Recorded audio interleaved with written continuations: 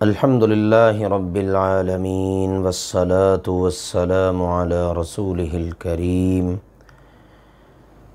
نبینا محمد وعلی آلہ واصحابہ اجمعین وبعد۔ آج انشاءاللہ العزیز تجوید کے سبق میں ہم دو حروف کا بیان پڑھیں گے کہ ان کو کب ہم نے موٹا کر کے پڑھنا ہے اور کب باریک کر کے پڑھنا ہے۔ اس سے پہلے جو سبق ہم نے پڑھا وہ 7 حروف کا سبق تھا کہ جن کو ہمیشہ ہر حال میں موٹا کر کے پڑھنا ہے، اور وہ 7 حروف ہیں خص ضغط قض، خا صاد ضاد غین طا ضا قاف اور خا۔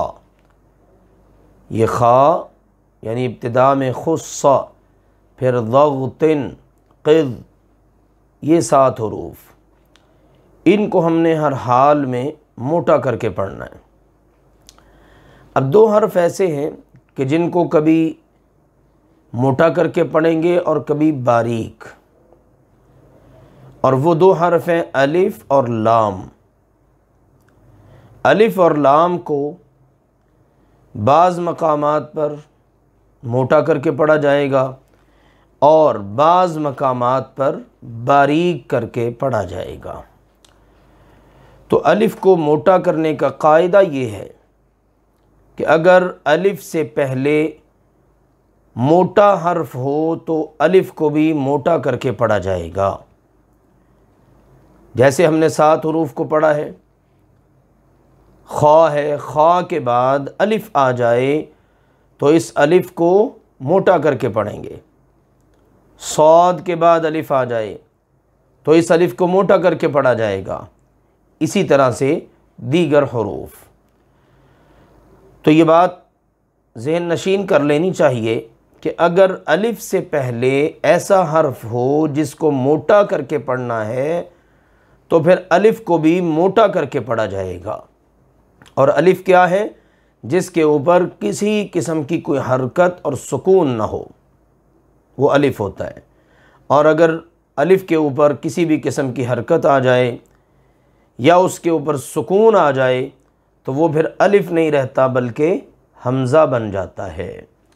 تو ہم قاعدہ پڑھ رہے ہیں الف کا، تو الف سے پہلے ایسا حرف کہ اس کو ہم نے موٹا کرنا ہے تو الف کو موٹا کر کے پڑھا جائے گا۔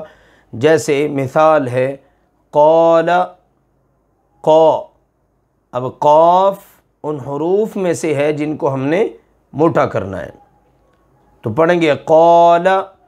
اب قال یہ الف کی جگہ پر ہم نے باریک کرنا، یہ ٹھیک نہیں ہے، یا قال یہ بھی ٹھیک نہیں ہے۔ ہمارے ہاں اس قسم کا پڑھنے کا طریقہ رائج ہے، لہٰذا یاد رہے الف کو موٹا کریں گے اس وقت جب الف سے پہلے موٹا حرف ہو۔ مثال ہے قال۔ اور اگر الف سے پہلے ایسا حرف ہو جس کو باریک کرنا ہے، اور یہ بات ہم نے اس سے پہلے والے سبق میں پڑھ لی، ان 7 حروف کے علاوہ باقی جتنے بھی حرف ہیں ان سب کو باریک پڑھنا ہے، وہ تمام حروف باریک پڑھے جائیں گے۔ تو اگر ان حروف کے بعد الف آئے گا تو الف کو باریک پڑھا جائے گا۔ مثلا مالکی، مالکی، اب مالکی نہیں کرنا، یہ غلط ہو جائے گا۔ مالکی، میم باریک حروف میں سے ہے، لہٰذا میم کے بعد آنے والا الف بھی باریک پڑھا جائے گا۔ تو یہ ہے الف کو موٹا اور باریک پڑھنے کا قاعدہ۔ انتہائی آسان ہے، صرف محنت کی ضرورت ہے۔ تو انشاءاللہ ہم دوران تلاوت اس بات کا اہتمام کریں تو اللہ کے فضل و کرم سے ہمارے لیے اس قاعدے کے مطابق بھی قرآن پاک کو پڑھنا انتہائی آسان ہوگا۔ تو الف کو موٹا پڑھنے کی مشق، خالدین، خا، دیکھیے خا ان حروف میں سے ہے جن کو ہم نے موٹا کرنا ہے. خالد، اب خالد یہ غلط ہو جائے گا. خا، اب یہ الف موٹا کر کے پڑھا جا رہا ہے. خالد، صامت، ضارب، غاسق، طائر. ان تمام مثالوں میں الف سے پہلے موٹے حروف کا استعمال کیا گیا ہے، لہٰذا الف کو ان حروف کے بعد ہم موٹا کر کے پڑھیں گے. اب دیکھیے الف کو باریک پڑھنے کی مشق. جی، العالمین، العالمین.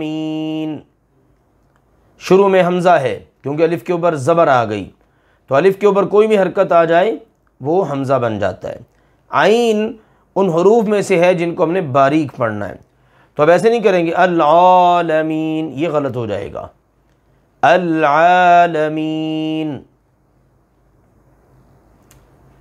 الناس،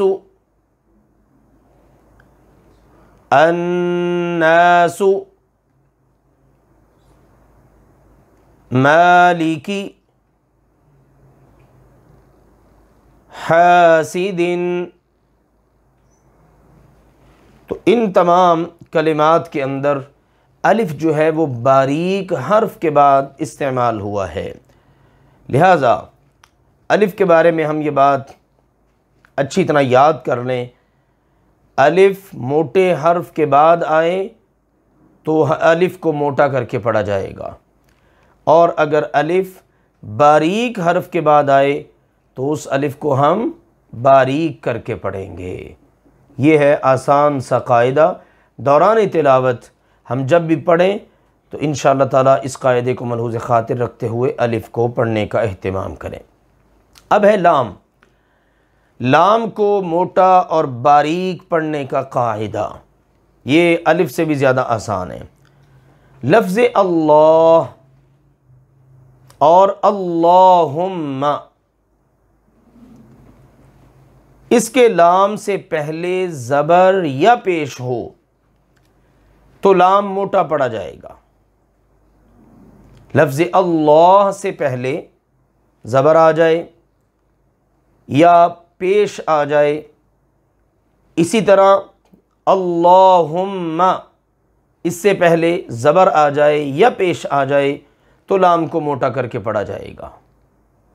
مثال کے طور پر سبحان اللہ، ناللہ. اب لفظ اللہ سے پہلے نون ہے، نون پر زبر ہے.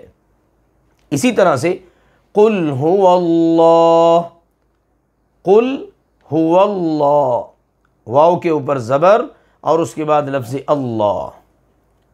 اسی طرح سے بعض اوقات پیش آ جاتی ہے پہلے، اس وقت بھی ہم نے اس بات کو مد نظر رکھنا ہے کہ اس لام کو ہم نے موٹا کر کے پڑھنا ہے. جیسے اللہ تعالیٰ کا فرمان ہے قرآن پاک میں وَإِذْ قَالُوا اللَّهُمَّ، قَالُوا اللَّهُمَّ، قَالُوا لام کے اوپر پیش. اب اس لام کو ہم نے لفظ اللہ کے لام سے ملا دیا، لہذا لفظ اللہ کے لام سے پہلے آ گئی ہے پیش، تو ہم اس لام کو موٹا کریں گے. تو لفظ اللہ سے اور لفظ اللہم اس سے پہلے، یعنی ان کے لام سے پہلے زبر یا پیش ہو تو اسلام کو موٹا کر کے پڑھا جائے گا، اور اگر اسلام سے پہلے زیر ہو تو لام کو باریک پڑھا جائے گا. یعنی لفظ اللہ اور لفظ اللہم ان کے لام سے پہلے اگر زیر آ جائے، یعنی پہلے والے حرف پر زیر ہے، تو پھر اس لام کو باریک پڑھا جائے گا. جیسے مثال ہے الحمدللہ، الحمد للہ، للہ اب نہیں کرنا. بعض لوگ انجانے میں ایسا پڑھ دیتے ہیں للہ، یہ غلط ہے. للہ، لفظ اللہ کے لام سے پہلے لام ہے اور اس لام کے نیچے زیر ہے۔ اس کے علاوہ جتنے بھی لام ہیں وہ سارے کے سارے باریک پڑھے جائیں گے۔ کہیں بھی لام آ جائے اس کو آپ نے باریک پڑھنا ہے۔ مثال کے طور پر اوپر دیکھیے العالمین، اب اس کو ایسا نہیں کرنا العالمین، اب اس لام کو موٹا نہیں کرنا، یہ صرف لفظ اللہ اور اللہم کے لام کے ساتھ یہ بات خاص ہے کہ اگر اس سے پہلے زبر یا پیش ہو تو اس کو موٹا کریں گے، اور اگر اس سے پہلے زیر ہو تو اس کو باریک پڑھیں گے۔ یہ ہے لفظ الف اور لام، ان دونوں کو موٹا اور باریک پڑھنے کے متعلق سبق۔ آج انشاءاللہ تعالیٰ سورۃ التکاثر کی تلاوت کریں گے، اور اس ضمن میں انشاءاللہ العزیز آنے والے قواعد کو ملحوظ خاطر رکھیں گے۔ اعوذ باللہ من الشیطان الرجیم، بسم اللہ الرحمن الرحیم، الہاکم التکاثر حتی زرتم المقابر، کلا سوف تعلمون، ثم کلا سوف تعلمون، کلا لو تعلمون علم الیقین، لترون الجحیم،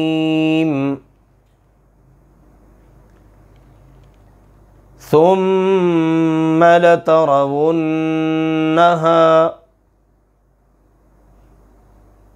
عین الیقین،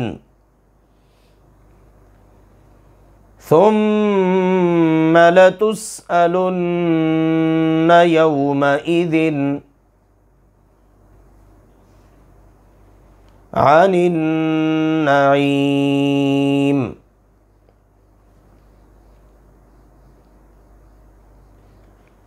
اب اس سورہ مبارکہ کے اندر ہمارے بہت سارے سبق کی دہرائی ہو جاتی۔ آج ہم نے پڑھا ہے لفظ اللہ سے پہلے زیر ہو تو لفظ اللہ کے لام کو باریک، بسم اللہ، اعوذ باللہ، یہ سبق آج کا ہمارے الحمدللہ تلاوت میں آ گیا۔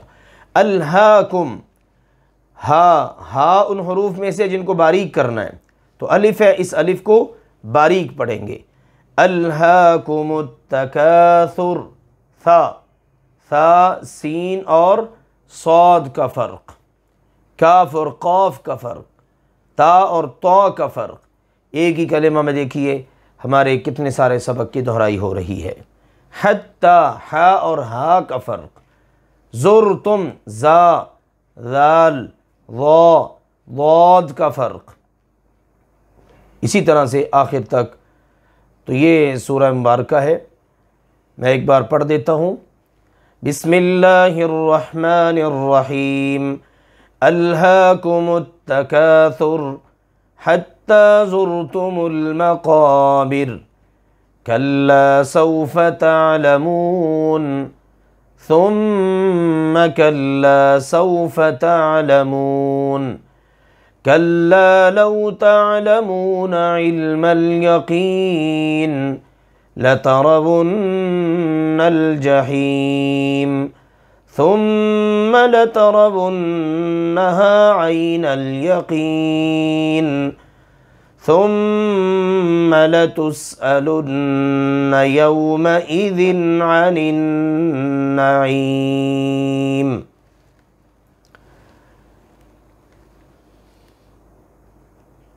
اس کے بعد انشاءاللہ تعالی آج ترجمہ اور تفسیر کے ضمن میں ہم سورۃ البقرہ اس کی آیت نمبر 26 پڑھیں گے۔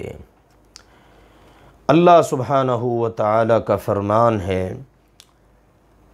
ان اللہ لا یستحیی ان یضرب مثلا ما بعوضہ فما فوقها فأما الذين آمنوا فيعلمون أنه الحق من ربهم وأما الذين كفروا فيقولون ماذا أراد الله بهذا مثلا يضل به كثيرا ويهدي به كثيرا وما يضل به إلا الفاسقين الذين ينقضون عهد الله من بعد ميثاقه ويقطعون ما أمر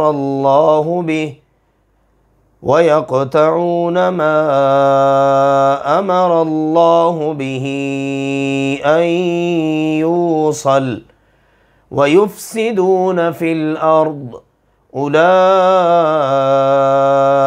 هُمُ الْخَاسِرُونَ۔ ان آیات میں بھی دیکھیے ہمارے کتنے سارے سبق کی دہرائی ہوتی ہے۔ در حقیقت تجوید ایسا علم ہے ہر آیت کے اندر، بلکہ ہر آیت کے ہر کلمہ میں اس کی ضرورت پڑتی ہے۔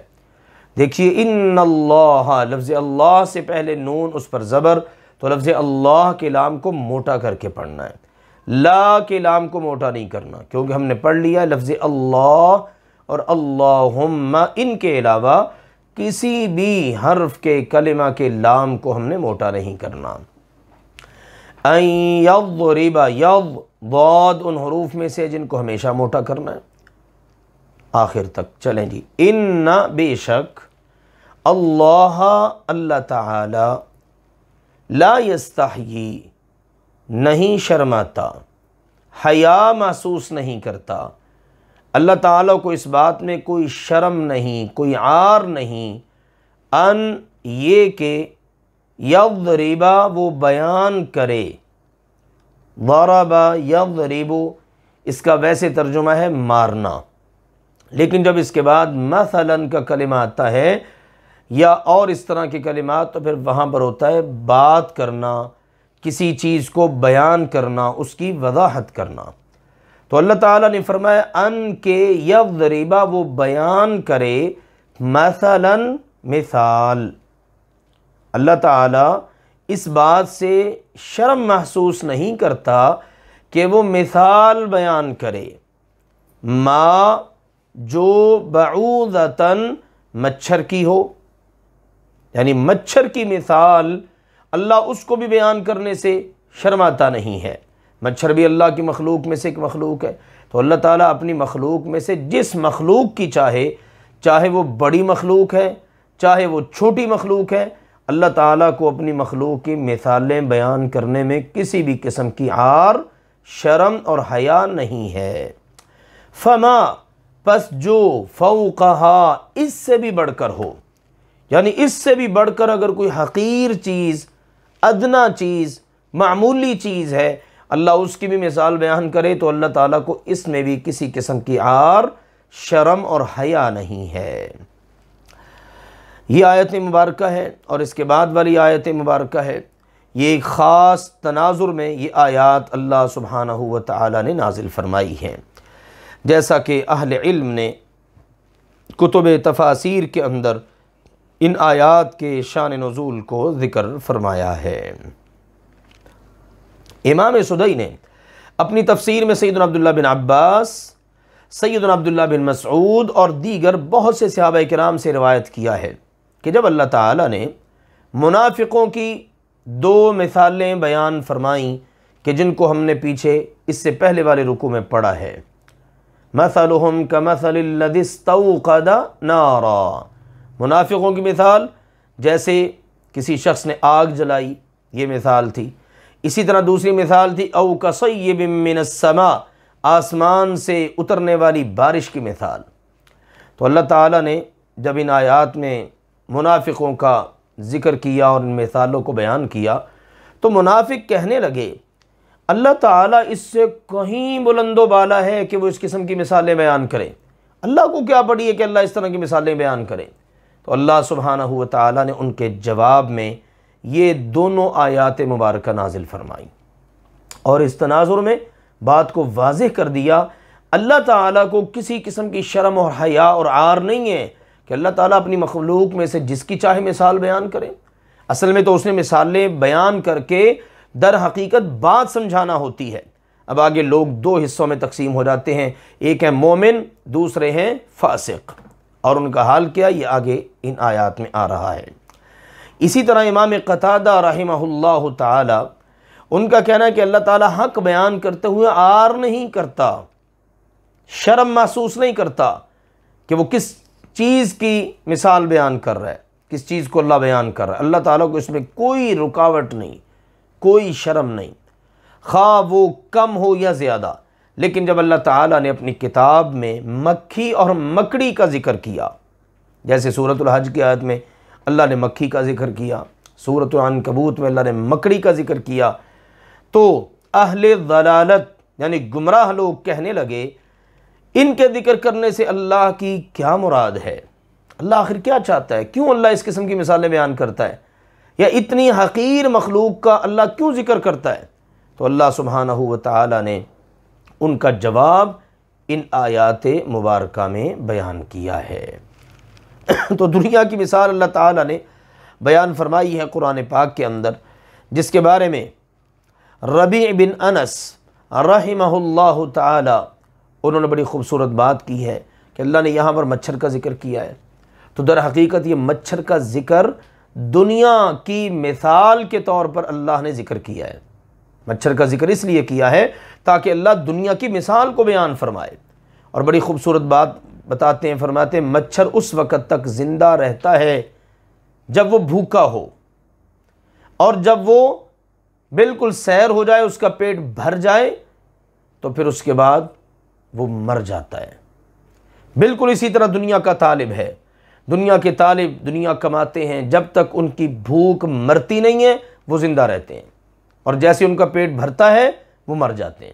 تو اللہ سبحانہ و تعالی نے در حقیقت یہ آیت بیان کر کے، یہ آیت نازل فرما کے ایسے لوگوں کو تنبیہ فرما دی ہے کہ تمہاری حالت بالکل اسی طرح کی ہے، اور تمہارے لیے اللہ تعالیٰ کی طرف سے مچھر کی مثال کو بیان کیا جا رہا ہے۔ تو اللہ تعالیٰ مچھر کی مثال بیان کرے یا مچھر سے بھی کم تر چیز کی، اللہ کو اس میں کوئی عار نہیں۔ تو جب اللہ تعالیٰ مثالیں بیان کرتا ہے نا تو لوگ دو حصوں میں تقسیم ہو جاتے ہیں۔ نمبر ایک، فَأَمَّا، پس بہرحال، پس رہے وہ لوگ جو الذین، جو آمنوا، ایمان لائے۔ اما بہرحال ترجمہ کیا جاتا ہے، یا رہے وہ لوگ، یہ کر لیں، یہ ہمارے اردو زبان کے اندر محاورے کو سیٹ کرنے کے لیے اس قسم کے کلمات کا استعمال ہوتا ہے۔ پس وہ لوگ جو ایمان لائے، فَيَعْلَمُونَ، پس وہ جانتے ہیں، أَنَّهُ، کہ بے شک وہ، یعنی وہ مچھر کی مثال کا بیان کرنا یا اس سے بھی کم تر چیز کا بیان، یہ ساری چیزیں الحق، حق ہیں، من ربہم، ان کے رب کی طرف سے۔ یہ ایمان والوں کا معاملہ ہے، وہ اللہ کے قرآن میں کوئی بات پڑھیں، اللہ کی وحی کے مطابق کوئی بات پڑھیں، کوئی چھوٹی بات پڑھیں، کوئی بڑی بات پڑھیں، تو وہ اس کے معاملے میں کہتے ہیں سب کچھ ہمارے رب کی طرف سے حق ہے۔ وَأَمَّا، اور بہرحال، الذین، وہ لوگ، کفروا، جنہوں نے کفر کیا، کافر لوگ، ان کی حالت کیا ہے؟ فَيَقُولُونَ، پس وہ کہتے ہیں، ماذا، کیا، ارادہ، ارادہ کیا ہے، اللہ، اللہ تعالی نے، بِهَذَا، مثلا، اس قسم کی مثالیں بیان کرنے سے۔ آخر اس قسم کی مثالیں بیان کر کے اللہ کیا چاہتا ہے؟ اللہ ایسی مثالیں کیوں بیان کرتا ہے؟ کیا ضرورت پڑی اللہ کو؟ منافق اسی طرح کی باتیں کرتے، جیسے ابھی ہم نے ان آیات کے شان نزول میں پڑھ لیا ہے کہ انہوں نے کہا اللہ تعالیٰ اس سے بلند و بالا ہے کہ اللہ مچھر، مکھی اور مکڑی وغیرہ کی مثالوں کو بیان کرے۔ تو کافروں کا یہ معاملہ ہے۔ کافر، یہاں پر کافروں سے مراد ہے منافق، کیونکہ ان کے دلوں کے اندر کفر ہے، لہٰذا اللہ تعالیٰ نے ان کے لیے کلمہ استعمال فرما دیا۔ تو اللہ تعالیٰ نے جواب دیا ہے ان کا یہ کہنا کہ اللہ اس قسم کی مثالیں بیان کر کے کیا چاہتا ہے؟ سنو، یضل، گمراہ کر دیتا ہے، بہی، اس کے ساتھ، کثیرن، بہت سوں کو، منافق، کافر، فاسق، فاجر اور نقصان اٹھانے والے سب گمراہ ہوتے ہیں، ویہدی، اور ہدایت دیتا ہے، بہی، اس کے ساتھ، کثیرن، بہت سوں کو۔ ایمان والوں کو اللہ تعالیٰ ہدایت دے دیتا ہے، وہ غور کرتے ہیں مچھر کی مثالوں پر، مکھی کی مثالوں پر، یا ان سے بھی کم تر چیزوں کی مثالوں پر، یا ان سے بھی اعلیٰ تر چیزوں کی مثالوں پر، اور جب وہ غور کرتے ہیں تو اللہ تعالیٰ ان کے لیے ہدایت کے راستے کھول دیتا ہے۔ اللہ نے فرمایا وَمَا يُضِلُّ، اور نہیں گمراہ کرتا، بِهِ، اس کے ساتھ، إِلَّا الْفَاسِقِينَ، مگر فاسقوں کو، یعنی گناہگاروں کو۔ یہاں پر اب فاسقوں سے کے مراد وہی ہیں جن کا بیان اوپر ہوا ہے کافر کے ضمن میں، یعنی کافر لوگ گمراہ ہوتے ہیں، فاسق گناہگار لوگ گمراہ ہوتے ہیں۔ فاسق کا کلمہ گناہگار کے طور پر استعمال ہوتا ہے، در حقیقت فسق یہ کلمہ ہے، اور یہ کہتے ہیں چھپ جانے کو، یعنی کسی چیز کو چھپا لینا، محفوظ کر لینا، اور اس سے مراد عموماً اہل علم فرماتے ہیں کہ مراد ہے منافق، کیونکہ وہ اپنے اندر ایمان کو چھپاتے ہیں یا کفر کو چھپاتے ہیں، تو لہٰذا ایسے لوگوں کے لیے پھر یہ کلمہ استعمال ہوتا ہے۔ اور نبی اکرم صلی اللہ علیہ وآلہ وسلم نے 5 جانوروں کو بھی فاسق قرار دیا ہے، اور فرما دیا ہے کہ وہ جہاں بھی ملیں، حرم میں یا حرم کے باہر، انہیں قتل کر دیا جائے، جیسے چوہیا، بچھو، چیل، کوا اور باولا کتا۔ ان کے لیے نبی صلی اللہ علیہ وسلم نے فرمایا 5 فواسق، 5 جانور وہ فاسق ہیں۔ جب یہ فاسق کا کلمہ کافروں کے لیے استعمال ہوتا ہے تو اس کا مطلب ہوتا ہے وہ گمراہ ہیں، جہنمی ہیں، کفر کی راہ اختیار کیے ہوئے ہیں۔ اور بعض اوقات یہ کلمہ مسلمانوں کے لیے، ایمان والوں کے لیے استعمال ہوتا تو اس وقت مطلب ہوتا گناہ گار، یعنی مسلمانوں کے اندر بھی بعض لوگ ایسے ہوتے ہیں نا جو گناہ کا ارتکاب کرتے ہیں، تو ان کے لیے کلمہ استعمال ہو تو مراد ہوتا ہے گناہ کرنے والے۔ تو اللہ سبحانہ و تعالیٰ نے واضح فرما دیا کہ ان آیات یا ان مثالوں کے بیان کے بعد کافر لوگ یہ جو راستہ اختیار کرتے ہیں یہ در حقیقت گمراہی کا راستہ ہے، اور اللہ سبحانہ و تعالیٰ اس کے ذریعے نافرمانوں کو، باغیوں کو اور کافروں کو، فاسقوں کو اللہ تعالیٰ گمراہ کر دیتا ہے۔ کون ہے وہ؟ فرمایا الذین، وہ لوگ جو ینقضون، توڑ دیتے ہیں، عہد اللہ، اللہ کے عہد کو۔ اللہ کے عہد سے مراد وہ تمام کے تمام عہد ہیں جو ایک مسلمان کلمہ پڑھ کر کرتا ہے، یعنی اللہ تعالیٰ کو رب ماننا ہے، اللہ کی توحید کا عہد ہے، اللہ تعالیٰ کی فرما برداری کا عہد ہے۔ اس لیے اللہ نے فرمایا من بعد، اس کے بعد، میثاقہ، کہ اس نے اس کو پختہ کر لیا، مضبوط عہد کر لیا کہ اللہ زندگی بس تیری توحید پر گزاروں گا، تیری عبادت میں گزاروں گا، لیکن اس کے بعد وہ اللہ تعالیٰ کے ساتھ کیے ہوئے اس عہد کو توڑ دیتا ہے۔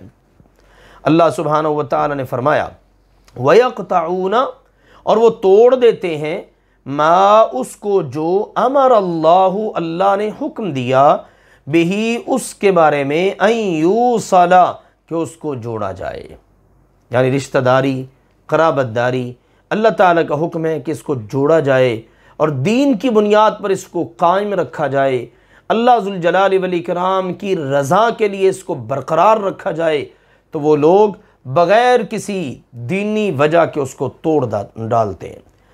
وَيُفْسِدُونَ، اور وہ فساد کرتے ہیں، فِي الْأَرْضِ، زمین میں۔ یہ 3 کام ان کے اندر پائے جاتے ہیں، یہ جو فاسق ہیں، یہ جو کافر ہیں اور اس طرح کے عمل کرنے والے، اور یہ منافق کہ جن کو اللہ کی آیات کوئی فائدہ نہیں دیتی۔ تو اللہ تعالیٰ نے فرمایا یہ وہ ہیں جو اللہ کے عہد کو توڑ دیتے ہیں، اور اللہ نے جس کو ملانے کا حکم دیا اس کو قطع کر دیتے ہیں، اور زمین میں فساد کرتے ہیں۔ فرمایا اولئک، یہی وہ لوگ ہیں، ہم الخاسرون، جو نقصان اٹھانے والے۔ اولئک، یہ لوگ، ہم، یہی، الخاسرون، نقصان اٹھانے والے ہیں۔ تو گویا کہ یہ اللہ تعالیٰ نے کافروں کی صفات ذکر کی ہیں، جبکہ مومنوں کی صفات اس کے بالکل برعکس ہیں، وہ اللہ تعالیٰ کے ساتھ کیے ہوئے عہد کو پورا کرتے ہیں، اور اسی طرح سے جس کو ملانے کا اللہ نے حکم دیا اس کو ملا کے رکھتے ہیں، اور زمین میں فساد نہیں مچاتے۔ اللہ ذوالجلال والاکرام ہمیں اپنے ایمان والے بندوں میں شامل فرمائے اور ایسے کام کرنے کے اللہ ہمیشہ ہمیں توفیق دیے رہے کہ جن سے اللہ تعالیٰ کی رضا حاصل ہوتی ہے۔ ان اللہ لا یستحیی ان یضرب مثلا ما بعوضة فما فوقها، بے شک اللہ تعالیٰ اس بات سے حیا شرم محسوس نہیں کرتا کہ وہ مچھر کی مثال بیان کرے یا اس سے بھی کم تر یا حقیر چیز کی۔ فَأَمَّا الَّذِينَ آمَنُوا، پس وہ لوگ جو ایمان لائے، فَيَعْلَمُونَ أَنَّهُ الْحَقُّ مِن رَبِّهِمْ، وہ تو جانتے ہیں کہ یہ سب کچھ ان کے رب کی طرف سے حق ہے۔ وَأَمَّا الَّذِينَ كَفَرُوا، اور وہ لوگ جنہوں نے کفر کیا، فَيَقُولُونَ مَاذَا أَرَادَ اللَّهُ بِهَذَا مَثَلًا، وہ کہتے ہیں اللہ تعالیٰ کا اس قسم کی مثالیں بیان کر کے آخر کیا ارادہ ہے؟ یضل بہ کثیرا ویہدی بہ کثیرا، حقیقت یہ ہے کہ اللہ تعالیٰ اس کے ذریعے بہت سارے لوگوں کو گمراہ کر دیتا ہے اور اسی کے ذریعے اللہ بہت سو کو ہدایت دیتا ہے۔ وما یضل بہ الا الفاسقین، اور اس کے ذریعے نہیں وہ گمراہ کرتا مگر فاسقوں کو۔ الذین، فاسق کون ہیں؟ وہ جو ینقضون عہد اللہ من بعد میثاقہ، اللہ کے عہد کو اس کے پختہ اور مضبوط کر لینے کے بعد توڑ دیتے ہیں۔ وَيَقْطَعُونَ مَا أَمَرَ اللَّهُ بِهِ أَن يُوصَلْ، اور جس چیز کو اللہ نے ملانے کا حکم دیا ہے اس کو قطع کر دیتے ہیں، اس کو بھی توڑ دیتے ہیں۔ وَيُفْسِدُونَ فِي الْأَرْضِ، اور زمین میں فساد کرتے ہیں۔ أُولَئِكَ هُمُ الْخَاسِرُونَ، یہی لوگ نقصان اٹھانے والے ہیں۔ سبحانک اللہم وبحمدک، نشہد ان لا الہ الا انت، نستغفرک ونتوب الیک۔